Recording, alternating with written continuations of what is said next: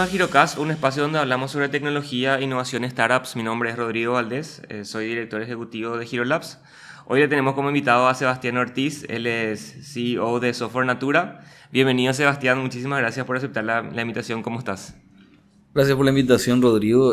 Realmente fue muy bueno poder llegar acá. Pensé que me iba a quedar en algún raudal, pero hasta ahora se terminó de drenar el agua de la ciudad, por suerte, después de la lluvia que tuvimos. Qué suerte, ¿no? Sí, todo un tema también nuestra ciudad y bueno, pero todos queremos justamente un Paraguay, una Asunción mejor, ¿verdad? Y yo creo que uno de los responsables de que esta ciudad y este país mejoren son las empresas, más allá del gobierno. Entonces, queremos hablar un poquito sobre el ecosistema de empresas de software en Paraguay. Pero antes que eso, quería preguntarte de dónde viene Seba Ortiz, profesionalmente hablando, cómo llegaste a ese mundo de desarrollo de software. Y a ver, llegué a este mundo de desarrollo de software básicamente impulsado mucho por mis padres. Cuando nací en Paraguay y después hice la primaria en México. Cuando estaba en México, en Ciudad de México, vivíamos en un departamento chiquitito. Mi padre estaba estudiando su posgrado en economía en la UNAM de México. Mi madre enseñaba inglés. Después estudió antropología en México. Compraron una Timex Sinclair 32 bits, que en el manual básicamente era una computadora similar a la Commodore 64, pero más antigua, digamos. Tenía solamente 32 ¿Viste procesamiento? sí, de procesamiento. Era realmente muy pequeña. Se conectaba al televisor y solamente tenía blanco y negro, a diferencia de la Commodore 64, que era avanzadísima, pues sí tenía efectivamente, tenía colores y sonido, ¿verdad? Pero básicamente con el manual aprendí a programar en BASIC en esa computadora, en la cual la programación y la operación de las computadoras estaba totalmente integrada, cosa que después con la sofisticación de las computadoras y en mayor medida después con la introducción de las interfaces gráficas se separó totalmente. Antes no podías usar una computadora sin programarla, básicamente. Y a partir de ahí, eras chiquito, entonces dijiste, ¿te gusta la informática? ¿Cómo hiciste o sea, hiciste tu carrera de grado aquí en Hice Paraguay? mi carrera de grado acá en Paraguay, pero antes tomé un desvío muy grande, tal vez por la influencia de mis padres. En realidad mi bachillerato fue en Humanidades y Arte en México y me gustaba mucho. O sea, básicamente yo tenía una de las ideas que tenía era de estudiar filosofía, pero cuando terminé el colegio volví acá a Paraguay y mis opciones de carrera eran estudiar filosofía, biología o informática. ¿Sí? Muy diferente una de otra, bastante. Aparentemente diferentes, pero después terminé, me parece, integrando un poco de todo en lo que hice. Eh, Básicamente biología había que hacer un cursillo de un año en la Nacional, yo quería empezar ya a estudiar. La única carrera de ingeniería informática que había en ese momento era en la Universidad Católica. Y filosofía creo que había una carrera, pero mis padres me dijeron que eso no era una carrera Parece que de la que podrías vivir. Cosas que estaban erradas, pues uno de nuestros clientes, el CEO de una empresa de tecnología, es filósofo. Y entonces me enteré después que estaban errados, pero al entrar en la carrera me encontré básicamente con cosas que siempre me gustaron mucho, con las matemáticas, la física y sobre todo con una actitud por parte de los profesores de una confianza muy extraña que existe en las buenas carreras de ingeniería, que es que te tiran un problema y después vos tenés que arreglarte para resolverlo, ¿sí? Y eso requiere una cierta autonomía, requiere un pensamiento crítico, una apropiación, y todo eso me encantó, me sigue encantando de la carrera. Y a partir de ahí, terminaste la carrera en la Católica, Sí. tuviste tu primer trabajo. ¿Cómo fue tu primera experiencia en el mundo laboral? Mi primera experiencia en el mundo laboral fue, me contrataron como encargado de informática de una agencia publicitaria, que en ese momento se llamaba Bilbao Young and Rubicam. Era la sucursal paraguaya de bueno, en realidad una agencia publicitaria paraguaya que se integró a la red internacional de Young and Rubicam. Eh, y tenía cierto contacto con las diferentes agencias en el exterior. Y era todo Mac. no había redes y el ambiente publicitario es, por decirlo de una manera elegante, muy dinámico. Un desastre. Pero muy divertido. Muy poco técnico, porque era básicamente haciendo mantenimiento de computadoras y no era propiamente programación. Pero estaba haciendo mi tesis, entonces también necesitaba algo que no fuera tan pesado intelectualmente. Ya, y después, ¿cómo fue que empezaste Software Natura? Bueno, eso después de ese trabajo, estaba haciendo mi tesis. Una experiencia importante fue con unos parientes míos, unos tíos abrieron una empresa de tecnología, un pequeño servidor de ISP, entonces montamos toda esa infraestructura de red. Y bueno, ahí tuve el primer contacto con lo que era una posición o sea, no, me había recibido y yo era el gerente técnico de la empresa, ¿verdad? Y realmente montamos todo, funcionó, ¿verdad? Eh, y después de eso, un día en la facultad voy caminando y me encuentro con Christian von Lucken.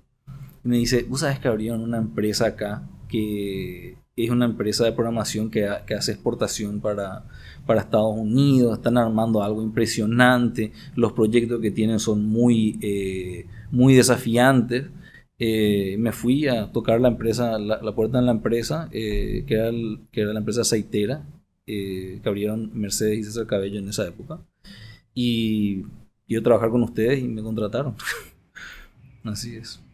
¿Y ahí? ¿Cómo? Bueno, ahí empieza como una cuestión rara porque me contratan de la empresa ahí, pero me meten en un proyecto que era súper complicado en Estados Unidos, ¿sí? Entonces, los clientes allá dicen, este proyecto es un desastre, ¿qué está el tipo haciendo ahí, trabajando remotamente desde Paraguay? Que en esa época no había Zoom, no había, o sea, había internet, pero muy baja calidad. Entonces, no, este ñato tiene que venir acá. Y me llevaron básicamente a Minnesota, una visa de trabajo, todo, para ese proyecto. Ahí hice una serie de contactos en Estados Unidos con la gente que sacamos adelante de ese proyecto. Se cortó la relación entre la empresa de Estados Unidos y la empresa paraguaya. Mi opinión es que, francamente, la empresa de Estados Unidos estaba haciendo las cosas mal en ese momento y los de Paraguay no aguantaron eso. Y bueno, adelante, ahí hice una serie de contactos que seguí trabajando para Estados Unidos remotamente, estoy diciendo desde el año 2006. Volví a Argentina, viví un tiempo ahí, en el 2008 recién volví a Paraguay. Y cuando estos proyectos fueron creciendo y mis compañeros de trabajo estaban como gerentes técnicos o habían abierto sus propias empresas, en un momento uno de esos proyectos recibe una inversión y me dicen, mira, tenés que armar un equipo.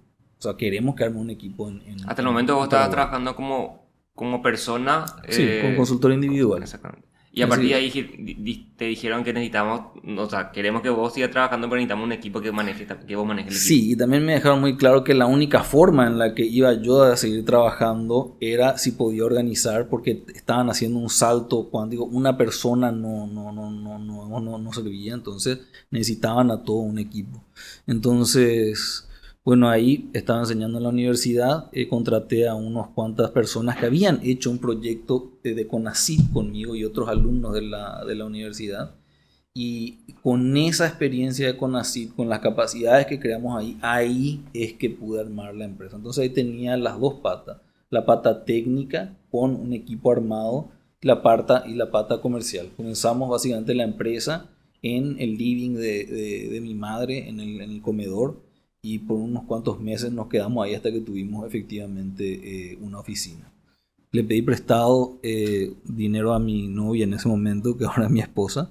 Le pedí prestado 20 millones de guaraníes para empezar la empresa y básicamente empecé así, con un préstamo de mi novia y en el living de mi madre, que me cobraba alquiler encima por estar ahí. Creo que eso creo que habla mucho también de tu experiencia como emprendedor, ¿verdad? Tipo, de que hacer la empresa desde el inicio sin ninguna inversión, o sea, sí, aparte de la confianza que obviamente tenía tu novia y tu mamá, ¿verdad? En el sentido de que el famoso Fools, Family, Friends te ayudaron a armar esta empresa que es Software Natura hoy en día. Pero sí quiero destacar que en realidad ahí el capital, o sea, el capital provino de lo que era, digamos, el capital era el conocimiento, los contactos que tenía. Y en ese sentido, los conocimientos fueron desarrollados a partir de generaciones de paraguayos y también extranjeros que desarrollaron la carrera que van por ejemplo la carrera de informática en la universidad. O sea, si vos querés ver de dónde salió todo eso, no es que salimos de un repollo y el Claro, emprendedor sale de la nada, no, o sea, acá por décadas se bancaron, ¿entendés? Varane, Luca Cernussi, Francisco Ferrari, que vino de Italia a abrir la carrera, Carlos Sánchez, que nos dejó el año pasado con la pandemia. Son la gente que aportaron el capital de conocimiento, por un lado. Por otro lado, muy importante, como profesor pude hacer un proyecto financiado por CONACYT de investigación. Ahí formamos capacidades muy importantes, técnicas, pero también organizativas. Era un equipo propiamente trabajando en un proyecto altamente complejo. Entonces, de ahí vino el conocimiento y los contactos también vinieron de paraguayos que habían hecho contactos en el extranjero. Entonces, que era la empresa donde vos estabas trabajando en el inicio. efectivamente, o sea, ellos tienen el crédito por haber hecho eso. Ahí hubo una transferencia de confianza importante.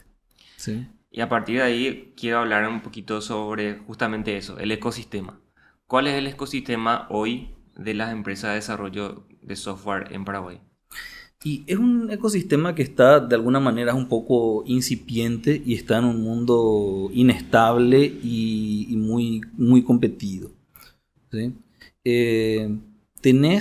Hay un conjunto de empresas que fueron las que, digamos, como las fundadoras de lo que son la empresa de software en Paraguay y estaban básicamente aglutinadas en lo que era la Cámara de Software principalmente. Faltaban algunas, la Cámara Paraguaya de la Industria del Software. Faltan algunas, pero ahí sí están las empresas que dieron ese primer impulso, ¿verdad?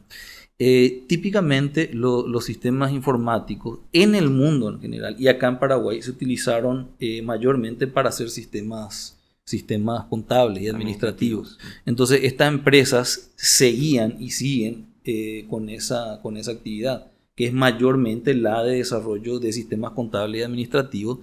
Y ojo, esto es muy importante tenerlo bien claro. Ese es un proceso que no está acabado en Paraguay. La transformación digital de las empresas, hay empresas medianas, ¿sí? Incluso grandes, que tienen mucho por hacer en ese sentido. ¿Sí? Entonces, hay una necesidad muy grande en el mundo y en Paraguay, ¿sí? de lograr lo que se proponían esas primeras empresas que abrieron y que hicieron sistema en Paraguay, que es automatizar los procesos contables y administrativos principalmente de la empresa y hacer una gestión integrada a través de un sistema. Eso hoy en día todavía falta en Paraguay y en el mundo. Hasta el sistema o sea, los sistemas por defecto, los más normales que son estos sistemas contables y administrativos, hasta inclusive esos sí. Hay que mejorar aún, ¿verdad? Sí, o sea, hay que mejorar y en algunos casos no es que hay que mejorar, no hay. Okay. ¿Sí? Es así. Entonces, estas empresas responden a una necesidad real. ¿Sí? Esa primera etapa, te digo que todo el mundo de la informática avanza tan rápido, hay una ilusión de velocidad muy grande alrededor de nuestra profesión y no siempre es así. Muy asimétrica la velocidad a la que avanza la sociedad en materia de transformación digital. Al principio hablaste sobre el capital humano, ¿verdad? El capital humano, el conocimiento, los contactos. Estamos hablando de justamente empresas que tienen como motor las personas y el conocimiento, ¿verdad? La creatividad de un equipo de personas, ¿verdad? Cómo eso se traspola a otras áreas, no solamente de software, sino que a otras áreas, y viendo también de que las economías más desarrolladas apuntan a la exportación y a crear valor a través de ese tipo Estados Unidos, India y otros países que tienen como principal fuente de trabajo y capital el capital humano, ¿verdad? Y la creatividad. Sí, o sea, realmente se habla de lo que es una sociedad del conocimiento, ¿verdad? También se habló, hay un término que se maneja mucho que es la sociedad de la información. Yo creo que eso es algo un poco superficial. En realidad una sociedad del conocimiento es una en la cual el conocimiento es la que de alguna manera determina el poder de las organizaciones y de las personas. Y una transformación social a nivel mundial muy grande. Y en algunos aspectos nada bueno. ¿Sí? Y con relación, por ejemplo, a otro tipo de empresas un poco más tradicionales, ¿verdad? Yo siempre digo, acá todo lo que se factura en Hero Labs, en la empresa, es básicamente para pagar sueldos, ¿verdad? Entonces, vamos a decir, el valor se distribuye directamente en las personas en comparación con otro tipo de empresas que quizás, sin menospreciar obviamente, ¿verdad? Pero empresas importadoras, por ejemplo, que mucho del costo otra vez va a terminar para el verdadero productor de ese producto, ¿verdad? Entonces, ¿cómo es eso? Yo te diría así, quisiera hacer la precisión de que no es que el valor se distribuye entre las personas, sino que el valor lo crean las personas. ¿Sí? Siempre las personas en realidad son las que crearon valor. ¿Sí? Ahora el tipo de trabajo es el que es distinto. ¿Sí? Y antes la producción en sí involucraba una serie de artefactos que ayudaban a las personas a crear valor, pero siempre son las personas mismas las que crearon valor. Ahora, la actividad intelectual es algo extraño en ese sentido porque la inversión que se requiere en el desarrollo intelectual de las personas es algo mucho más grande de lo que es una inversión digamos, en capitales de bienes durables, básicamente, ¿verdad? Entonces, esa es una diferencia muy grande. Y también cambia mucho lo que son las relaciones sociales alrededor del trabajo. ¿Sí? O sea, esa necesidad de trabajar colaborativamente a nivel intelectual, esa necesidad imperiosa que tienen hoy todas las organizaciones en las cuales se realiza una producción basada en el conocimiento o de intelectualmente muy intensiva, requiere de una cultura y de una organización para que funcione bien, que es muy distinta a la cultura de base industrial, ¿verdad? O sea, en ese sentido las personas tienen una centralidad mucho más grande en lo que son las empresas y en las organizaciones que se centran en el conocimiento, ¿sí? Pero hay un problema porque la verdad que te decía que la sociedad del conocimiento tienen problemas, a veces no es muy bueno. No me refiero ni a Twitter, ni a Facebook, ni nada de eso. Pueden ser otros problemas que son para mí menores.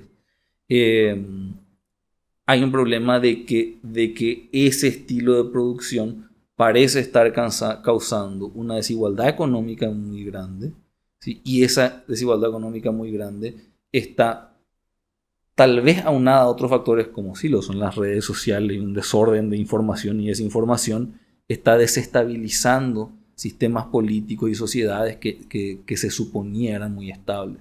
Entonces, hay una inestabilidad estructural donde vos tenés, por un lado, una desigualdad no solo económica, sino una desigualdad absoluta, así en materia de lo que es tu experiencia como ciudadano, donde la gente que trabaja en estas organizaciones muy desarrolladas se les atiende bien, tienen muebles cómodos para trabajar, el trato que tienen es un trato mucho más humano, porque la mente solo funciona cuando está en confianza, cuando está a gusto, ¿verdad? Y después tenés otro sector de la sociedad que queda completamente excluido de eso y parece que va por otro lado. Entonces, esa división para mí es la que está causando eh, las grandes polarizaciones políticas en el mundo de hoy y es un problema muy delicado.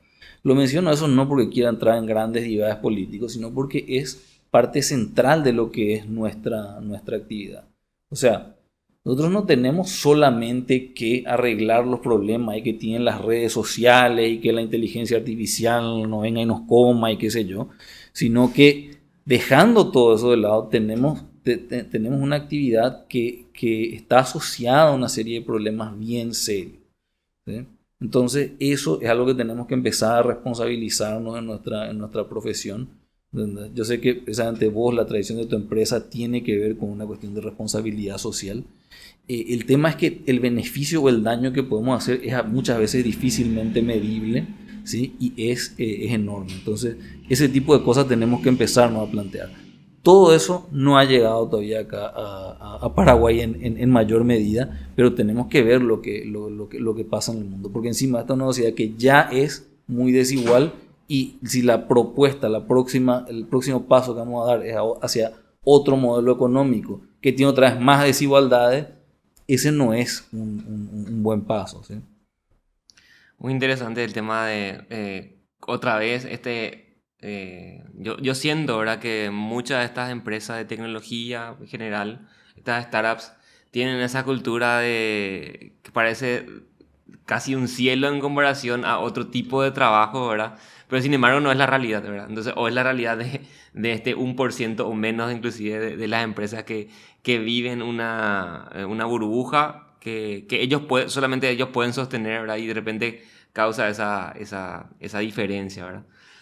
¿Cómo podemos lograr entonces que nosotros podemos, como empresa de desarrollo de software, empezar a posicionarnos y generar valor para Paraguay, trabajando para el mundo? Porque yo sé que Software Natura trabaja principalmente para afuera. ¿Y cómo ven eso a nivel, vamos a decir, de aporte a Paraguay, básicamente, ¿verdad? Mira, hay una cuestión una cuestión así básica que hay que entender y que creo que la entiende muy bien Dani Crico. Y él la expresa de esta manera: cuando alguien viene a decirme quiero hacer un software, lo primero que le dice Daniel es: agarraste y buscaste todos los software y probaste todos los software disponibles a ver si es que eso, de la forma en la que están o modificados, pueden solucionar tu problema. El software es muy caro, ¿sí? Y no es que es solamente muy caro, el costo por hora, ¿sí?, de los programadores hoy en día es altísimo, ¿sí? Y lo que está pasando es que el mercado lo que hace es que, al ser tan alto, al ser básicamente lo que en economía se llama un recurso muy escaso, que yo le llamo recurso a las personas, pero desde ese punto de vista de modelo económico, al ser un recurso muy escaso, eso termina yéndose solamente a las iniciativas, a los proyectos, a las empresas que generan mayor dinero, no necesariamente mayor valor, pero sí mayor dinero, ¿sí? Entonces, tenemos que juzgar muy bien qué software vamos a hacer, ¿sí? Qué productos vamos a hacer nosotros, qué software se va a hacer en el Estado, qué software se van a hacer en las empresas, ¿sí? Porque hay una tendencia mundial a hacer productos de software y utilizarlo, ¿sí? Entonces, esa cuestión entre hacer software desde cero y incorporar software ya hecho, antes era una cuestión muy poco óptima hacer un software desde cero por tener unos cuantos requerimientos extraños, ¿sí? Hoy en día es una cuestión que es prácticamente insostenible. Entonces hay que tener muchísimo cuidado en ese sentido. Y a lo que va a derivar eso, yo creo, dentro de algunos años, es que solamente sea viable hacer software que aporte o ya sea un valor demasiado grande y demasiado específico para el país, ¿sí?, o un software que efectivamente aporte a un nivel regional o mundial, ¿sí? Esa es claramente la tendencia y la estructura de costos que se tiene. Y eso, ¿cómo lo ves reflejado en tu empresa? ¿Qué tipo de trabajo hoy en día ustedes están haciendo? Si es que Bueno, se puede sí, saber. sin problema. O sea, básicamente lo que hemos hecho es en toda nuestra primera etapa trabajar para lo que son startups en Estados Unidos. Las aplicaciones que hacemos tienen millones de usuarios, ¿sí? Entonces ahí esa es una buena medida del impacto que tiene el software. Y también es una buena medida del nivel de ingeniería que vos necesitas para poder abordar esos proyectos. O sea, y es lo mismo que pasa en muchas de las disciplinas de ingeniería. Vos sabés que una casa de 2 pisos, por ejemplo, digamos, es permitido que la construya una persona que tiene un nivel de técnico en construcción. Básicamente, O un arquitecto también, ¿verdad? un arquitecto tengo entendido que sí, ¿verdad? Están diferentes niveles. El que sí es el caso muy concreto es el de los técnicos, ¿verdad? Que es una carrera prácticamente de 2 años, ¿verdad? Entonces, hasta ahí, eso no es, hacer una casa de 2 pisos es un problema técnico, pero no es un problema de ingeniería civil propiamente. Ahora, un edificio de 10 pisos no se puede hacer de esa forma. La dimensión que tiene, ¿sí?, el problema es demasiado grande. Vos no podés así, bueno, vamos a poner una columna más grande, no para aguantar más peso. Esa columna pesa más, haces 10 pisos de esa columna y nada te aguanta eso. Entonces, la optimización que tenés que tener en la estructura, el cálculo y optimización de la estructura, efectivamente es un problema de ingeniería. En informática, la forma en la que eso en la que eso se expresa es el número de usuarios. Eso es. Vos podés hacer un sistema que tenga requerimientos muy complejos, miles de tablas, una base de datos, pero si lo usan 40 personas, es muy difícil que necesite ingenieros para efectivamente resolver ese problema. O tiene que tener una complejidad horizontal en ese sentido muy grande. ¿Sí? Y en Paraguay tenemos esa capacidad de creación de ese tipo de sistemas.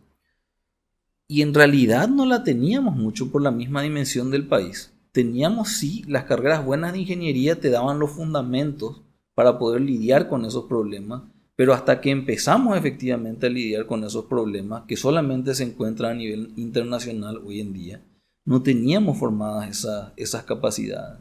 Ahora vos tenés una generación de ingenieros por primera vez, y no uno o dos como teníamos en mi época, que se han enfrentado a problemas de sistemas que evolucionan a lo largo de 10 años, con tecnología moderna y que tienen efectivamente millones o decenas de millones de usuarios. Recién ahora podemos tener eso, ¿verdad? Pero hoy en día sí, sí se tiene, ¿verdad? Hay una generación que tiene esa capacidad. Entonces, yo creo que esa necesidad de impacto regional y mundial que tiene que tener, por un lado, ideas y una visión más global por parte de los emprendedores, tiene un correlato técnico que puede sostener ese proceso hoy en día. Pues si no lo tuviera, podrías tener grandes ideas a nivel regional, pero no las va a poder llevar adelante. ¿Sí? Cuando hablamos de crear software desde cero, que mencionaste que bueno, hay que preguntar primero si es que ya no se hizo en alguna parte del mundo algo similar, ¿verdad? Y si es que vale la pena hacerla desde cero. Básicamente también yo estoy de acuerdo contigo en ese sentido de hay que ser muchas veces upskillers. De repente es mejor decirle al cliente, mira, esto puedes solucionar con este software que puedes comprar acá y no reinventar la rueda muchas veces, ¿verdad? Y ahí te tiro la siguiente pregunta. Muchas veces el gobierno empieza, o en distintas direcciones, empieza a necesitar software para su gestión, ¿verdad?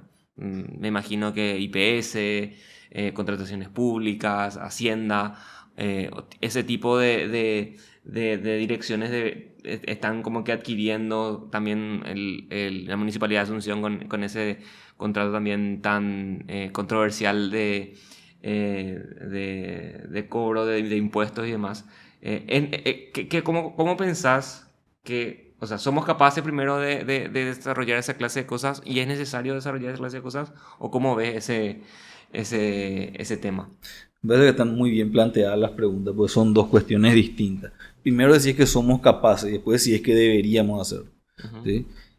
La primera respuesta es mucho más fácil. Sí, que somos capaces, somos capaces. O sea, tenemos suficientes organizaciones probadas a un nivel internacional y nacional que pueden enfrentar esos problemas. ¿Sí? Organizaciones y profesionales. O sea, eso es clarísimo. Ahora, la segunda pregunta es mucho más delicada, si es que deberían. ¿Sí? Y ahí, y ahí volvemos a esa cuestión de sostenibilidad. ¿Entendés? Ahí lo que hay que preguntarse a la hora de decidir si es que uno debería hacer software específico para el Estado paraguayo, ¿sí? O para cualquier organización en general, es qué es distinto respecto al Estado paraguayo, qué requerimientos son distintos que requieren tener un software, ¿sí? Que tenga procesos y que formalice procesos diferentes a los que se utilizan en otros estados, ¿sí? Te voy a contar un caso que es muy impopular, que todos los informáticos con los que hablo odian, ¿sí? A nivel local, que es el software SAP, ¿sí? El sistema de ERP de origen alemán, ¿sí? Las empresas, sobre todo las empresas grandes, ¿sí? O medianas que están pasando a ser grandes, cuando implementan SAP hay una estadística de que su precio sube algo así como 20% cuando terminan el proyecto exitosamente, ¿sí? Eso es no porque pusieron un software bueno, ¿sí? Sino porque ese software te obliga a tener una serie de procesos, una contabilidad estandarizada a lo que son todas las industrias de tu ramo. Entonces, eso es una empresa bien, es una muestra de que es una empresa bien organizada, ¿sí? Cuando tenés demasiadas cosas extrañas, no, nosotros vamos a hacer esto nomás así, y no hay una razón, un valor de negocio detrás de eso, ahí pueden haber serios problemas, ¿me entiendes? Realmente solamente vale hacer la pena, o sea, solamente vale la pena tener procesos de negocios específicos u originales cuando hay un valor original que está asociado a ese proceso de negocio. Pero, tío, ¿qué en el Estado paraguayo es tan especial en ese sentido? Hay una serie, si hacemos software para formalizar procesos que acá nomás entre nosotros no lo inventamos, eso es un problema, no solamente a nivel de software, sino a nivel de funcionamiento del Estado. O ¿Sí? sea, probablemente se esté modelando problemas que, o sea, o procesos que no están bien implementados a un software. Efectivamente. Ahora, yo no estoy diciendo que en ese sentido la solución vaya a ser implementar SAP, ¿entendés?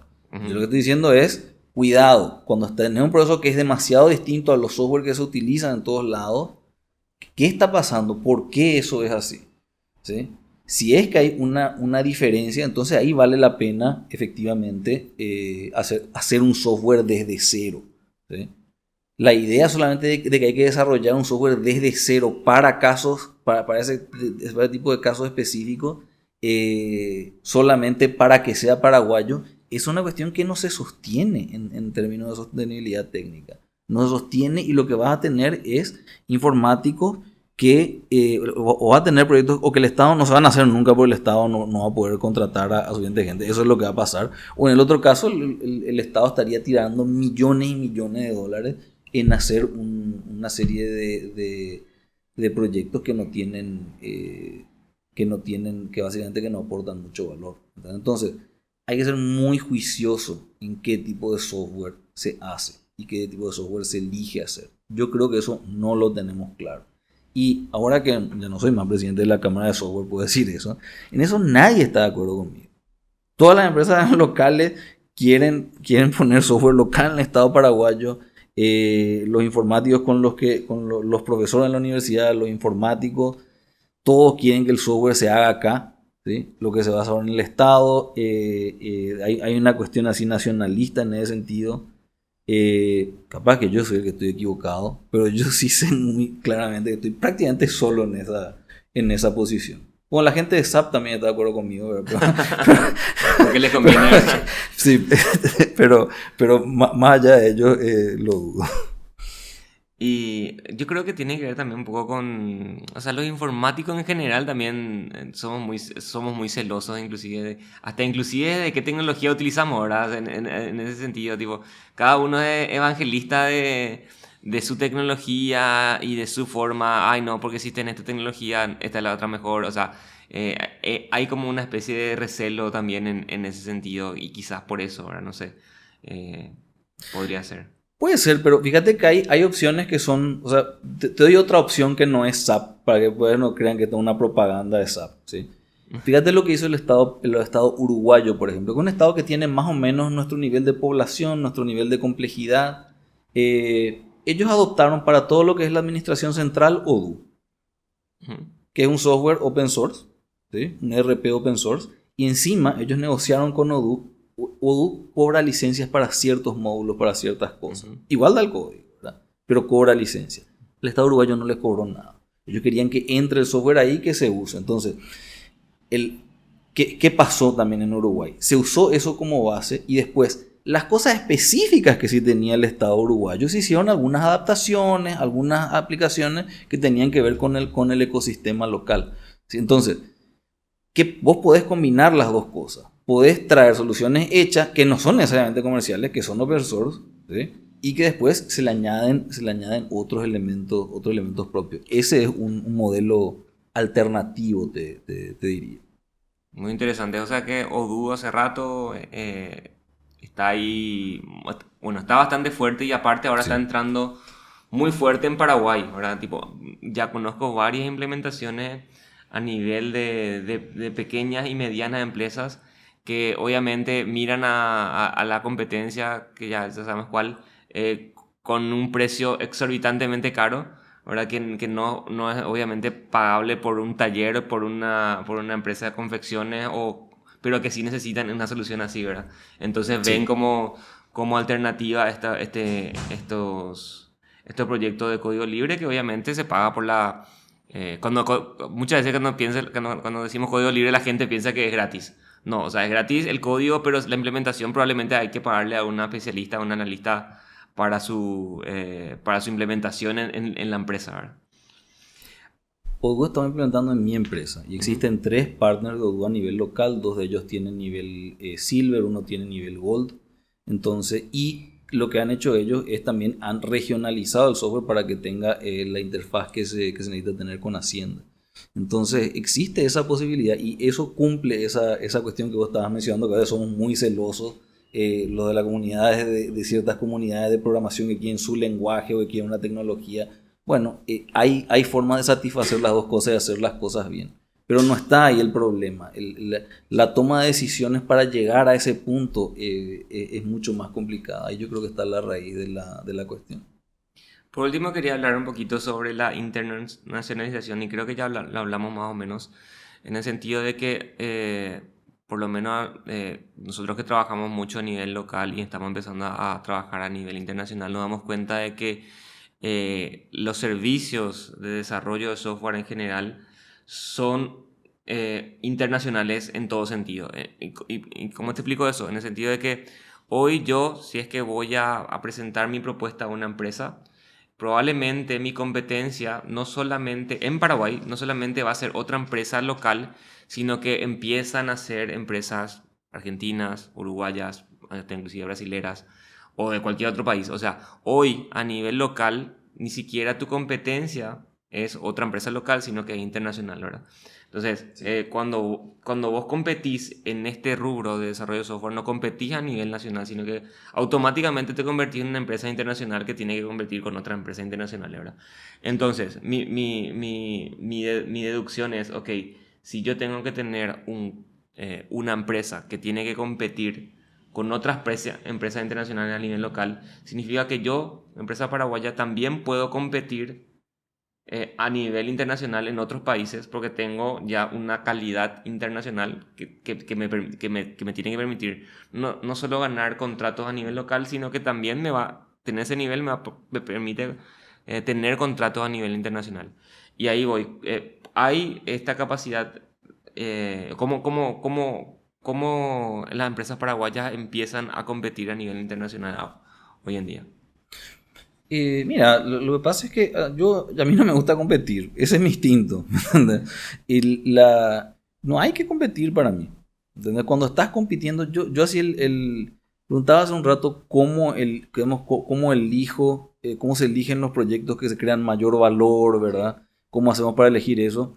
Y básicamente los clientes que tenemos los elegimos mucho en base a qué tan bueno y qué tan original es el proyecto que ellos tienen, ¿sí? Y qué tan aplicable, qué tanto buen mercado tiene. Entonces elegimos a nuestros clientes. Entonces, los clientes más importantes que tenemos eran proyectos buenos, con gente buena detrás, que los apoyamos y fueron creciendo y hasta ahora están encantados porque tuvimos ese proceso desde el principio. Entonces, y no estamos compitiendo, o sea, no estamos compitiendo con India por costo, no estamos compitiendo con otra empresa. Se creó una relación tan original que no se crea una competencia así de esos tipos de parámetros de que si le cobras una hora menos te chutan. Si vos estás trabajando con una consultoría para cualquier cliente que si te cobran $1 o $2 menos te chutan, estás haciendo algo malo, ¿me entiendes? Si estás haciendo yo jamás haría un software que ya se está haciendo en otro lugar, ¿sí? Entonces, básicamente, no sé, el instinto que tengo yo es el de evitar la competencia. Tenés que buscarte un nicho, ¿sí? Hablaste de la calidad. La calidad es importante, porque la calidad es como tener un pasaporte sin el cual no puedes salir del país. Pero si no tenés una visión de negocio original, es como tener un pasaporte y no tener un pasaje. No te va a ningún lado, ¿sí? Eh, entonces, para mí tiene que ver con eso, ese instinto de startup, de buscar algo nuevo, algo original, un nicho que tenga alto impacto, que no haya sido explotado. Eso es lo que siento que funciona, ¿sí? Y instintivamente siempre me he movido así, básicamente. El tema del nicho es súper importante, no Sí. solamente para una empresa de software, sino que para cualquier empresa, ¿verdad? Básicamente para poder distinguirse de las demás y encontrar el famoso market fit, ese lugar específico donde probablemente ese momento de encontrar el producto perfecto para el cliente perfecto hace que uno pueda realmente eh, trabajar en algo único que genere valor. Y así como decís, cierto, realmente muchas veces ni siquiera competimos porque realmente no hay otra empresa que haga algo parecido, ¿verdad? Y el nivel de confianza también es un factor súper importante. Y ahora que hablaste de nicho, cada vez más empresas de desarrollo crean su espacio de ventures para lanzar startups internas dentro de la empresa. ¿Qué pensás de eso? Me parece que es un proceso natural y que es muy importante. De hecho, nosotros lo que hicimos cuando empezó la pandemia, ya habíamos ayudado a desarrollar muchos proyectos a nuestros clientes y realmente se nos ocurrió la idea de hacer un sistema conocimos básicamente a editoriales paraguayas que tienen libros que cubren toda la educación primaria y gran parte, o sea, la educación escolar básica, primero, segundo, tercer ciclo y gran parte de lo que es el tercer ciclo, que ya tiene textos más específicos, técnicos. A veces son muchos de afuera, pero tenía ese contenido. Y por otro lado, en Paraguay, básicamente en las escuelas públicas del interior, en algunos casos, no tienen materiales. Los profesores dan su clase y los alumnos tienen que copiar del pizarrón a su cuaderno. O sea, los docentes tienen que enseñar sin libros, ¿sí? O si no, tienen que hacer fotocopia, que por ahí es ilegal y es caro también. Entonces decíamos, esto es una carencia demasiado grande y encima en la pandemia la educación va a ser imposible. Entonces ahí hicimos con esta editorial nos asociamos, hicimos un sistema de textos digitales y también interactivos, ¿verdad? Y lo diseñamos así específicamente para el mercado paraguayo. Lo hicimos funcionar fue básicamente una aplicación web, es muy liviana y la probamos en los celulares en los celulares que probamos esto, me dieron factura por un celular usado, nos fuimos a comprar al mercado así. De mi bolsillo tuve para, no tuve para ni de la empresa. Y entonces ahí hay un market fit. Te decía hace un rato, es un proyecto que abarque regionalmente o mundialmente o que abarque el país de manera muy intensiva. Y acá tenés básicamente lo que es toda la educación primaria, ¿sí? El MEC lanzó una licitación para comprar un sistema de este estilo en diciembre, la ganamos y ahora se está implementando esto básicamente en todas las escuelas públicas. Encima, el MEC tiene un trato con las telefónicas que básicamente un convenio a través del cual los servidores del MEC cuando accedes por la red de celulares, digamos, eso no implica descuento de tu saldo. Entonces con eso tenés acceso a los textos, ¿sí? Y eso realmente tiene un potencial muy grande de cambiar la educación en el país. Así te respondo a tu pregunta. Si hay capacidad técnica, si hay una buena visión, si hay un producto que te apasione, vale la pena probar. Pero eso lo estamos sacando de la empresa, va a ser un spin-off. O sea, tiene que ser algo que Incubado en la empresa, pero después tiene que tiene volverse que tener su estructura propia. Pero por muchos años yo dije, a ver, si nosotros desarrollamos software hay tanta demanda que lo que hacemos en sí tiene demasiado valor. No tiene sentido hacer una spin-off propia, a menos que sea una verdaderamente buena idea, ¿verdad? Entonces, tuvimos mucha resistencia a hacer esto hasta que encontramos algo que nos apasionó y que realmente creíamos que iba a ser necesario y que iba a transformar un mercado grande, que si venía hasta todos los estudiantes del país, bueno, eso sí el mercado vale la pena. ¿Sí? Y un impacto social que vale la pena y que no acrecenta desigualdades, sino que las minimiza. ¿Sí? Eso, entonces en ese proyecto sí no nos metimos. O sea, no importa que sea algo que te apasione y que efectivamente valga la pena hacerlo, sino cuidado que hay mucha competencia también. ¿Sí? De verdad, muchísimas gracias por haber participado en este capítulo, Seba. Un grande, hace rato que también quería hablar contigo y aprender un poquito también de personas como vos, que con años de trayectoria que de alguna manera está marcando también eh, el futuro de esta clase de aplicaciones, ¿verdad? O de sistemas con el trabajo que haces dentro de la empresa.